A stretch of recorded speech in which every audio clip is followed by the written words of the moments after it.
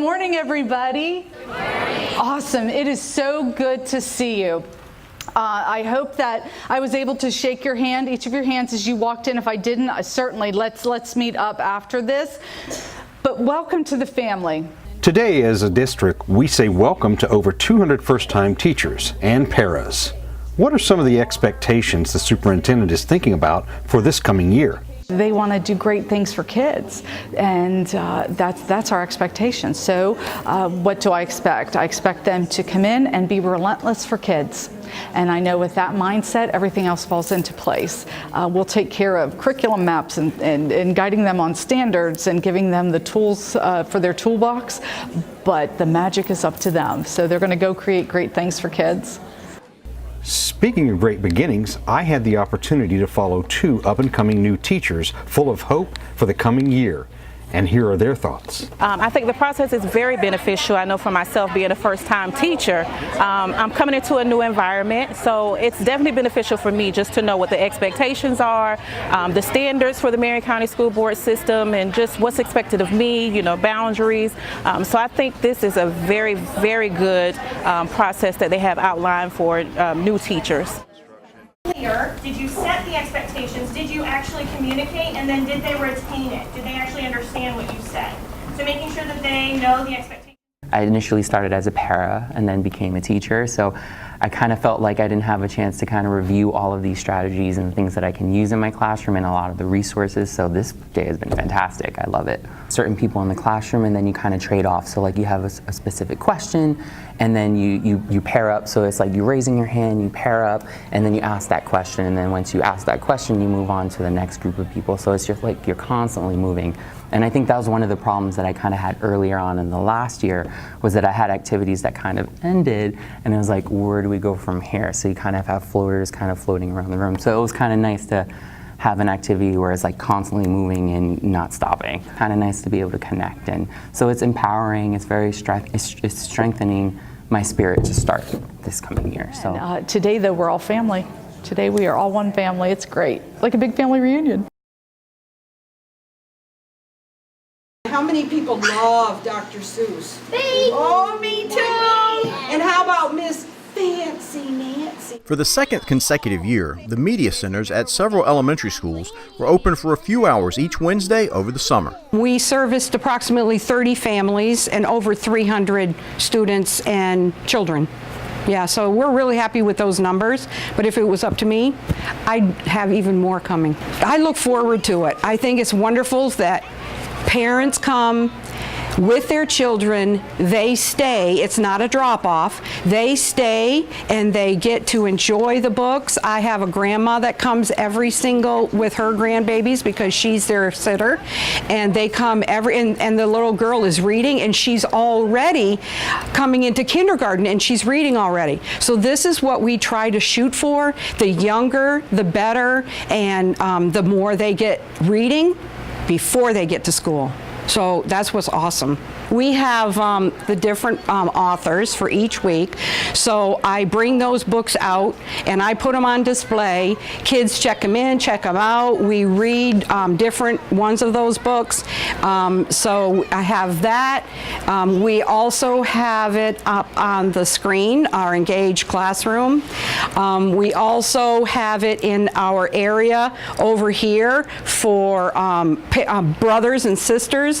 Will sit in that area and they will read to their brothers and their sisters and any other boys and girls, little ones. They run right over there and they hear the story too. I think it's important because it prevents the summer slide.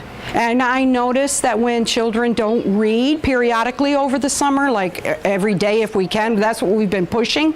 So then they come back to school in August and it's like all new to them again. So it just keeps them on that even keel of reading and keeping up with it, and because reading is essential through every grade, through every subject area. So yeah, it's vital. What's this? Construction still going on at one school?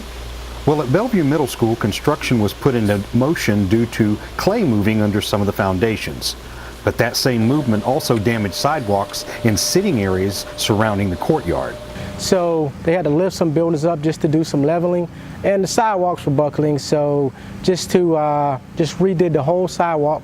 So we're excited to have the district spend a little bit of money on Belleview Middle School just to fix us up. So A lot of work for good reason went into the construction of these sidewalks. Well, with the sidewalks buckling, unfortunately, we had a couple of falls with the adults and students. So just as you're walking down, sometimes there may be a root in the sidewalk with the buckle, and just a simple lip can cause somebody to trip and fall, and we had a couple of bad falls here. So I'm hoping this coming year there won't be any falls on the sidewalk because it would be nice and smooth. Smooth concrete will be great, but school's starting soon. When will all this construction be complete? The construction crews will be finishing up within about 2 weeks of school starting, is what I'm told. So they're a little bit behind schedule because of the rain, but you know, we don't want to rush them. We want to make sure they do a good job, make sure everything's complete, and so don't have to come back and fix anything. So they'll be here 2 weeks within school, which is we have a full plan to work around the construction. We've already talked about just kind of student traffic patterns, making sure that students are away from the construction equipment and things like that. So they will start off on our campus, and eventually they can finish the job as school starts and work their way off. Will the children be in harm's way at any point during the construction? Safety is our top priority, making sure that students come to school safely and we send them back home safe. So just all of our adult supervision, making sure that we'll have all the caution tape up and the construction tape, making sure that students don't interfere with kind of the work that's going on, and the construction workers don't interfere with the work we're doing, and that's educating students in Marion County Public School System. While students were out of school, class was in session for teachers. There were training sessions almost daily over the summer. Summer is a time of rejuvenation for our teachers, so it's a great time where they're hitting the reset button. They can come into these classes and they can really dive in and pull out strategies that they can incorporate immediately when the school year starts. And again, like I said, with a place of rejuvenation, they can use these ideas with a fresh mind, a new set of students, a new school year, and kind of clean their slate, start from scratch, and build a culture of learning. Probably the most colorful of all the trainings was the Immigrant Learners Session, with nearly 24 flags from around the world decorating the room. When we think about students coming into our classroom from a culture we may know nothing about, whether they're new to our school, new to our country, it's important that we identify how we can make them feel capable of learning, and to develop a classroom atmosphere where all students feel that they're capable of success and they're safe to share their opinions, their values, and their experiences is vital in making sure that all students succeed.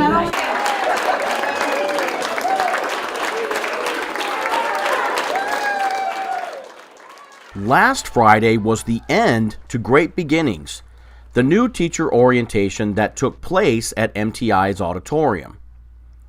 Dr. Jonathan Grantham spoke to the incoming teachers about what to expect in the classroom, and to let them know that they are appreciated for the careers they have chosen.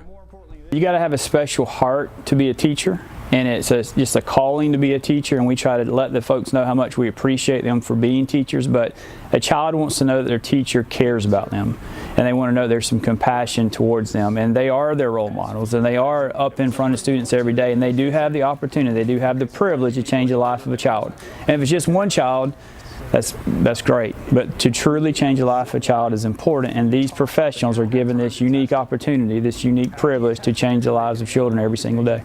Since their first day, Dr. Grantham and Dr. Mayer have not pulled focus from the original objective. Our core values are still the same. We are here for the little people. We're here for the students. We're here for the pre-K all the way through college, and to them to be a young adult. We're here to help children. We're here to help give them that opportunity they might not have ever thought they could have. We're here to help give them that basic knowledge, that basic understanding, and show them a better path. Some students do not have a plan. We try to help them with their plans. Some students do have plans. We try to help them reach those goals. So nothing's really changed of what our focus is. Our focus from the first day until the last day of our career will be students. And we want our teachers, we want our administrators, we want our parents and our community to echo that. We have to help the students of Marion County. That's why we're here. That's why we will remain here. Giving away some gifts and some good advice. Your kids can't know more than you do. But if they do, have the courage to say, okay. is not the end of the relationship between the administration and the new staff, but a great beginning to one. We follow this up and we meet with them again and we talk to them, and our team has spent 2.5 days just kind of giving them the tools to be successful. But I was trying to give them a message and just say, we honor what you're doing, we appreciate what you're doing, and we thank you for honoring us and helping serve children. Yeah. Good luck, buddy. Good luck. Thank you so much. Have a great year. Have a great year. Good luck. Have a great year.